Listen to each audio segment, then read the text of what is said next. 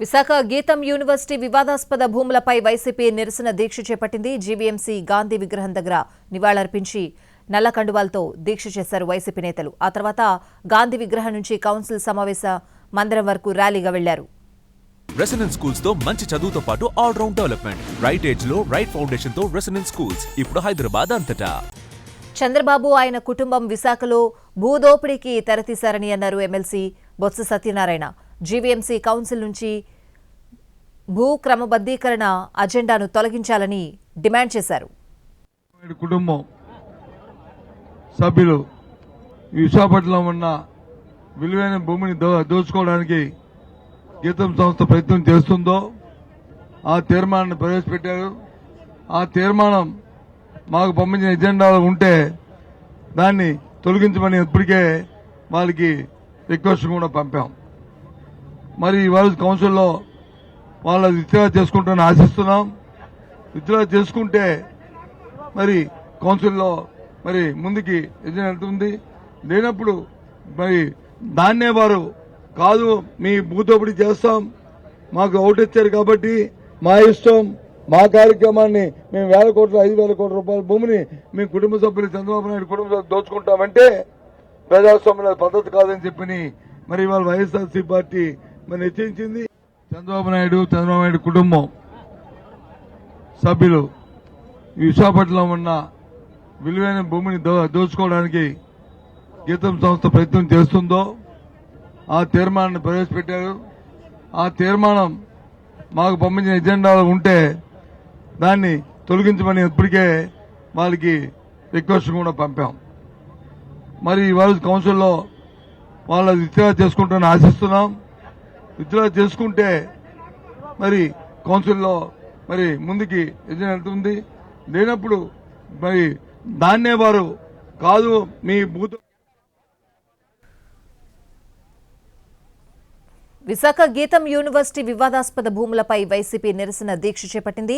GVMC Gandhi విగ్రహం దగ్గర నివాళి అర్పించి నల్ల కండువాలతో దీక్ష చేశారు వైసీపీ నేతలు. ఆ తర్వాత గాంధీ విగ్రహం నుంచి కౌన్సిల్ సమావేశం మందిరం వరకు ర్యాలీగా వెళ్లారు. పూర్తి అప్డేట్స్ అడిగి తెలుసుకుందాం. మా ప్రతినిధి రవిచంద్ర లైవ్ లో సిద్ధంగా ఉన్నారు. రవిచంద్ర, వైఎస్ఆర్ కాంగ్రెస్ పార్టీతో పాటు వామపక్షాల నిరసనల మధ్య ప్రస్తుతం జీవీఎంసీ కౌన్సిల్ సమావేశం జరుగుతోంది. కౌన్సిల్లో 15వ అంశంగా పెట్టిన గీతం భూముల క్రమబద్ధీకరణను వామపక్షాలు వైఎస్ఆర్ కాంగ్రెస్ పార్టీ తీవ్రంగా వ్యతిరేకిస్తున్నాయి. వాటిని వెంటనే ప్రభుత్వం స్వాధీనం చేసుకోవాలి. ఇప్పటికే ప్రభుత్వం ఆధీనంలో ఉన్న భూములకు సంబంధించి క్రమబద్ధీకరణ ఆలోచనలను రద్దు చేయాలని కూడా డిమాండ్ చేస్తున్న పరిస్థితి. ప్రస్తుతం మన దగ్గర వామపక్ష పార్టీలు దీనిని తీవ్రంగా ఖండిస్తున్నాయి. ఆ పార్టీకి సంబంధించిన సిపిఐ నాయకత్వం మొదటి నుంచి కూడా భూముల విషయంలో తమ పోరాటాన్ని కొనసాగిస్తున్న పరిస్థితి. మన దగ్గర లోకనాథ్ గారు ఈవేళ జరుగుతున్న పరిణామాలను ఏ విధంగా చూడాలి? శ్రీభర్త గారి గురించే కౌన్సిల్ సమావేశం వేశారు.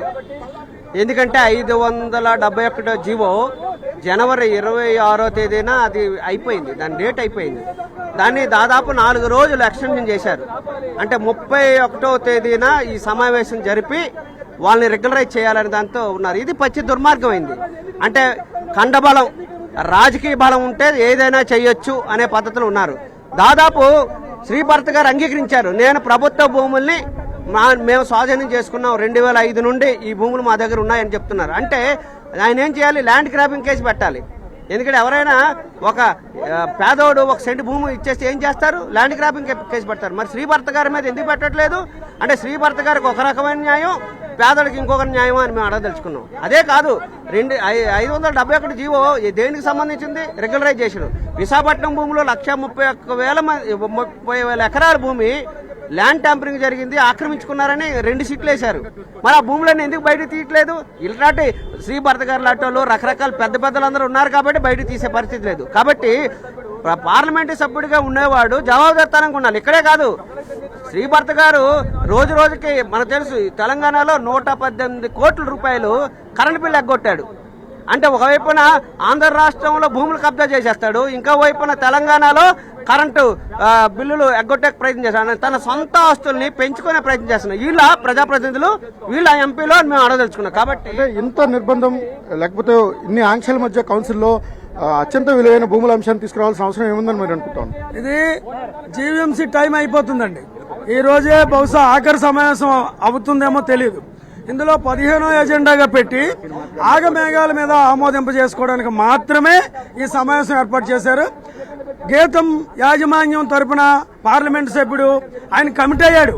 మేము 54 ఎకరాల 79 సెంట్లు చాలా ఏళ్ళుగా మా ఆక్రమణలోనే ఉందని, అంటే భూ కబ్జా చేసినట్టు ఆయనే కమిటీ అయ్యాడు. ఈ ప్రభుత్వానికి ఏమాత్రం శిస్తున్నా ఆ భూములు స్వాధీనం చేసుకోవాలని సిపిఐ తరపున సిపిఎం తరపున మేము డిమాండ్ చేస్తున్నాం. విశాఖపట్నం ఎంపీకి సంబంధించిన విద్యాసంస్థ భూముల ఆక్రమణకు పాల్పడింది కాబట్టి ఆ ఆక్రమణలన్నింటినీ కూడా రద్దు చేయాలని, అదే సమయంలో స్థానిక ఎంపీ మీద కేసు నమోదు చేయాలని కూడా వామపక్ష పార్టీలతో పాటు వైఎస్ఆర్ కాంగ్రెస్ పార్టీ కూడా డిమాండ్ చేస్తోంది. Swathi. Right Ravichandra, thanks for the updates.